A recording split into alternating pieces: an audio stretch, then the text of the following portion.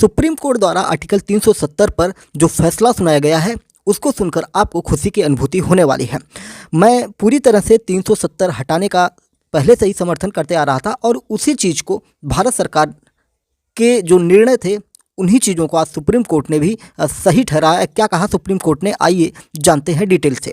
जम्मू कश्मीर से आर्टिकल 370 हटाए जाने के केंद्र के फैसले को सुप्रीम कोर्ट के संविधान पीठ ने सही ठहराते हुए फैसला दिया कि जम्मू कश्मीर में केंद्र सरकार द्वारा 5 सितंबर 2019 को लिया गया फैसला सही था और यह बरकरार रहेगा। इसके अलावा सुप्रीम कोर्ट ने ये भी कहा कि सितंबर 2024 तक जम्मू और कश्मीर में आपको क्या करवाना है, चुनाव करवाना है।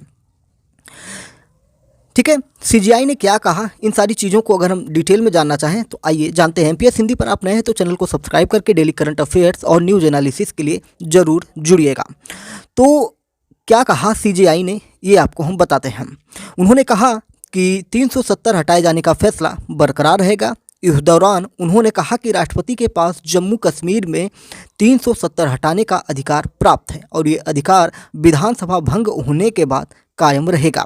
इसके अलावा सीजीआई ने कहा कि युद्ध के हालात में 370 हटाने का फैसला एक अंतरिम फैसला था। उस समय के हालातों की वजह से इस फैसले को लिया गया था और जम्मू कश्मीर भारत का अभिन्न अंग है। सीजीआई ने यह भी कहा कि सितंबर 2024 तक सुप्रीम कोर्ट में चुनाव करा, यानी कि जम्मू कश्मीर में चुनाव जरूर से ज़रूर करवाया जाए। बता दें कि सुप्रीम कोर्ट ने कुल 22 याचिकाएं दायर की गई थी और उन पर सुनवाई कर रहा था, जिस पर लगातार 16 दिन तक मैराथन सुनवाई हुई थी। वहीं आज फैसले को लेकर जम्मू कश्मीर में सुरक्षा भी बढ़ाई गई थी। सुरक्षा बलों को सख्त निर्देश दिए गए थे कि सुप्रीम कोर्ट के संविधान पीठ ने सुनवाई करने के बाद फैसला बहुत पहले ही सुरक्षित रख लिया था। सुप्रीम कोर्ट की वेबसाइट पर अपलोड की गई 11 दिसंबर की काउंच लिस्ट में कहा गया कि चीफ जस्टिस DY चंद्रचूड़ की अध्यक्षता वाली 5 जजों की संविधान पीठ फैसला सुनाएगी। सुप्रीम कोर्ट ने 16 दिन सुनवाई के बाद 5 सितंबर को इस मामले में अपना फैसला सुरक्षित रख लिया था। वहीं आज राज्यसभा में केंद्रीय गृह मंत्री अमित शाह जम्मू कश्मीर पुनर्संगठन संशोधन बिल जो पिछले कुछ दिनों पहले उन्होंने किया था उसकी हम बात कर रहे हैं 2023, और जम्मू कश्मीर आरक्षण अधिनियम संशोधन बिल 2023 उन्होंने जो पेश किया था, जिसके बारे में हमने आपको बताया था कि पीओके के लिए भी कुछ सीटें सुरक्षित कर ली गई हैं और सुप्रीम कोर्ट ने उस पर फैसला देते हुए सब कुछ कंप्लीट कर दिया। इतना आप समझ लीजिए कि जो पीओके के लिए सीटें रिजर्व की गई थी वो भी अब एक तरह से संवैधानिक हो चुकी हैं और वो सीटें रिजर्व रहेंगी। यानी कि भविष्य में जब भी पीओके में जो कश्मीर है, पाकिस्तान के अधिकृत कश्मीर है, वो अगर भारत में आता है तो ये सीटें उस समय चुनाव में काम देने वाली हैं। यानी कि भारत सरकार और सुप्रीम कोर्ट ने सीधा ये पाकिस्तान को भी एक तरह से संदेश दे दिया है कि जो जम्मू कश्मीर का हिस्सा है, पूरा जम्मू कश्मीर हमारा है और